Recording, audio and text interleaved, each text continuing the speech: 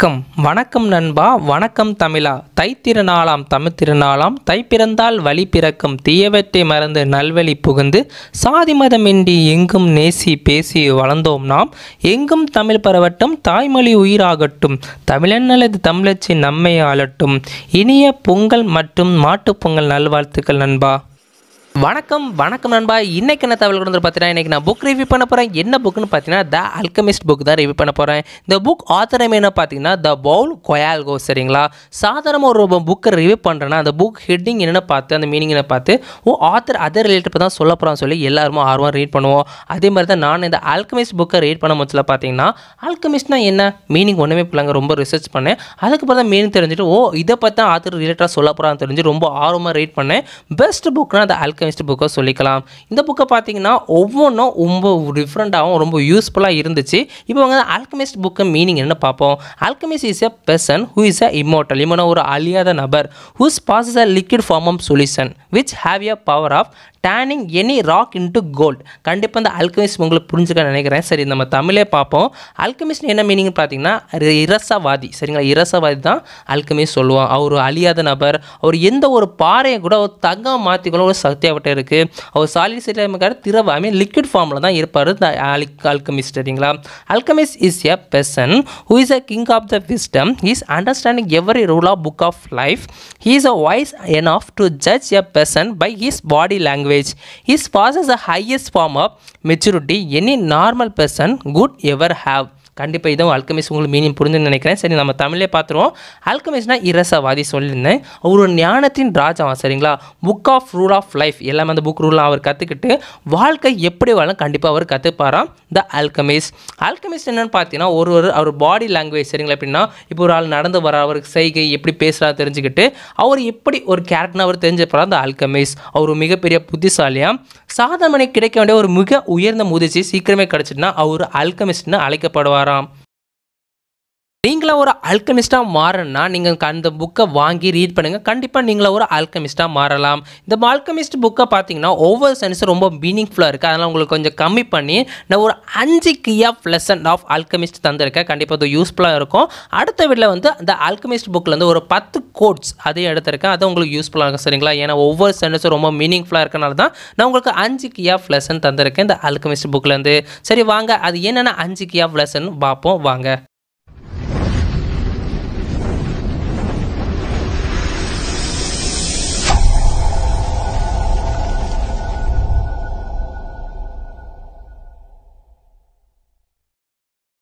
First key lesson என்ன பார்த்தீங்கன்னா, we all need to be our personal calling. நம்ம எப்பவும் பர்சனல் காலிங் யார் நம்ம தெரிஞ்சுட்டே இருக்கோம். சரிங்களா, எல்லாருக்குமே ஒரே ஒரு பர்சனல் காலிங் தான் இருக்கார். அது காடு மட்டும் தான் இருக்கார். சரிங்களா, காடு ப்ளஸ் பண்ணி உங்களை சூஸிங் சைல்டாக சூஸ் பண்ணி இந்த உலகத்தில் வாழக்காக அனுப்பியிருக்காங்க ஒரு பாதையில்.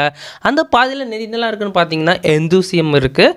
அது நிறைய பேர் நிராகரிச்சிட்டாங்க. அது நிராகரிச்சுட்டு எந்த பாதையில் போகிறாங்கன்னு பார்த்தீங்கன்னா, அவங்க வந்து விதி போன போக்கில் போகிறாங்கன்னு சொல்லிக்கிறாங்க. சரிங்களா, அதனால் வந்து நம்ம கையில் இப்போ ஒன்றே தான் இருக்குது, ப்ரெசன்ட் மட்டும் தான் இருக்குது. சரிங்களா, நம்ம தான் எந்த பாதையில் போதுன்னு சூஸ் பண்ணி கடவுள் நதியும் நம்மகிட்ட விடுறாங்க ப்ரெஸ் பண்ணி.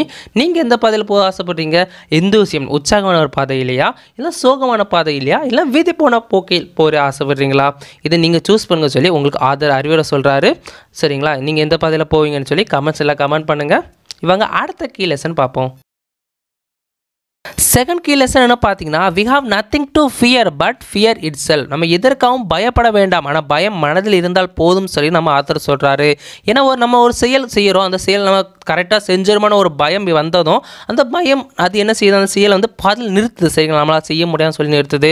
நம்ம வாழ்க்கையில் ரிஸ்க் எடுத்து தான் ஜெயிக்கணும்னு தெரிஞ்சோம், நம்ம ரிஸ்க் எடுத்தாலும் ஒரு பயம் வந்து அந்த ரிஸ்க்கை லாஸ்ட்டில் என்ன செய்யுது, குப்பத்தூரில் போட வைக்கிறது நம்மளை. ஏன்னா வாழ்க்கையில் ரிஸ்க் எடுத்து தான் சாதிக்க முடியும் எல்லாருக்குமே தெரியுது. சரிங்களா, ஏன்னா ரிஸ்க் எடுக்காதவன் லாஸ்ட் வரைக்கும் அவன் முன்னேற மாட்டான். அப்படி தான் நான் சொல்லுவேங்க.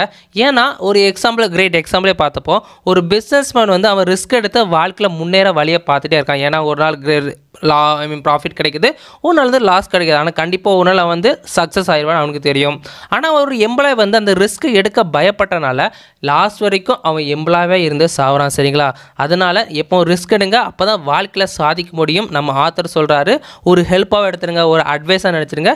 ஆனால் கண்டிப்பாக நீங்கள் வாழ்க்கையில் ரிஸ்க் எடுத்து தான் வாழ்க்கையில் சாதிக்க முடியும். தேர்ட் கீ லெசன் பார்த்தீங்கன்னா, do what you make a happy. நீ என்ன செஞ்சால் ரொம்ப ஹாப்பியாக இருப்ப அதை யோசின்னு சொல்லி நம்ம ஆத்தர் சொல்கிறாரு. ஏன்னா நிறைய பேருக்கு வந்து ஹாப்பியாக இருக்க அவங்க ட்ரீமுக்காக உழைப்பாங்க. நிறைய பேர் இந்த மாதிரி இன்ஃபர்மேஷன் வீடியோ பார்த்து அதை பண்ணிட்டு ஹாப்பியாக இருப்பாங்க.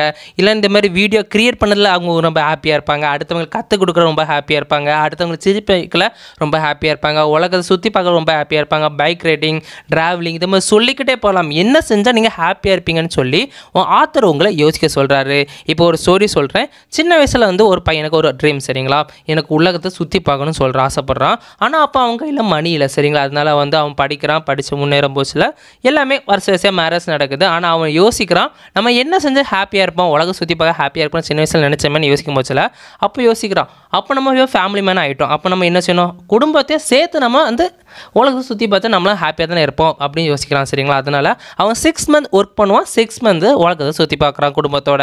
இப்போ யோசிங்க, அவன் என்ன செஞ்சால் ஹாப்பியாக யோசிச்சதுனால தான் அவன் இப்போ அவங்க ஃபேமிலியை ஒரு ஹாப்பியாக பண்ணுறான். அதை யோசித்து நீங்கள் என்ன பண்ணால் ஹாப்பியாக இருப்பீங்கன்னு சொல்லி நம்ம ஆத்தர் உங்களை யோசிக்க சொல்கிறாரு. இதுதான் 3rd key of lesson. 4th key of lesson, never give up. Never give up. Johnson என்ன சொல்லியிருக்காரு, அப்போ தலை என்ன சொன்னார், நெவர் எவர் கிவ் அப். யாருக்காகவும் எதற்காகவும் விட்டு கொடுக்கூடாதுன்னு நம்ம தலை சொல்லியிருக்காரு. நம்ம ஜான்சன் சொல்லியிருக்காரு, நம்ம ஆத்தரும் சொல்கிறாரு. அதனால் வந்து எந்த ஒரு ப்ராப்ளம் வந்தாலும் அந்த ப்ராப்ளத்துக்கு சொல்யூஷனை தேடின தவிர அதை நீங்கள் பாதியில் அந்த விட்டுக்கிட்டு வெளியே போகக்கூடாது, சரிங்களா. அதனால் என்றைக்கும் நம்ம வாழ்க்கையில் நெவர் கிவ் அப்பாக இருங்க. இதுதான் நம்ம ஆத்தர் உங்களுக்கு சொல்கிற அட்வைஸ். ஏன்னா வந்து இன்றைக்குள்ள டிகிரி முடிச்சுட்டு உருவாக்குங்கிறதே ரொம்ப பெரிய தலைவலியாக இருக்குது, அப்படி தானே. அதனால் வந்து நம்ம வாழ்க்கையில் நம்ம ட்ரீமுக்காக போராடுறோம், இன்னும் சாப்பாடுக்காக போராடுறோம். ஒவ்வொரு நாளும் நம்ம உழைப்புக்கு கிடைக்க மரியாதைக்காக போராடி தான் இருக்கோம். அதனால் நம்ம என்றைக்கும் நெவர் கிவ் அப்பாக இருந்தால் கண்டிப்பாக நம்ம வாழ்க்கையில் சாதிக்கணும். நெவர் கிவ் அப்பாக இருங்கன்னு சொல்லி நம்ம ஆத்தர் உங்களுக்கு அட்வைஸ் தராரு. இந்த ஆல்கமிஸ்ட் புக்லேருந்து 4 key of lessonலேருந்து. 5th key of lesson வந்து before your dream is realized, the world test everything that was learned along the way. இந்த வேர்ல்டு வந்து உங்கள் ட்ரீமுக்காக நீங்கள் போராட போகிறேன்னு சொன்னோன்னே காடு வந்து நீங்களே ரொம்ப அழகாக டெஸ்ட் பண்ண ஆரம்பிப்பாங்க, சரிங்களா. நீங்கள் எல்லாத்தையும் லேர்ன் பண்ணணும். ஏன்னா வாழ்க்கையில் ஒரு சின்ன விஷயத்தை நீங்கள் லேர்ன் பண்ண விட்டால் ஏதாவது ஒரு சமயத்தில் அந்த நீங்கள் லேர்னிங் பண்ணாமல் விட்டனால அந்த ப்ராப்ளம் வந்து உங்களுக்கு வந்து ரொம்ப கஷ்டமாக இருக்கும், சரிங்களா. அதனால் வந்து நீங்கள் ட்ரீமுக்காக போராட ஆரம்பித்தோன்னா காடு உங்களை டெஸ்ட் பண்ண ஆரம்பிச்சிடுவார்.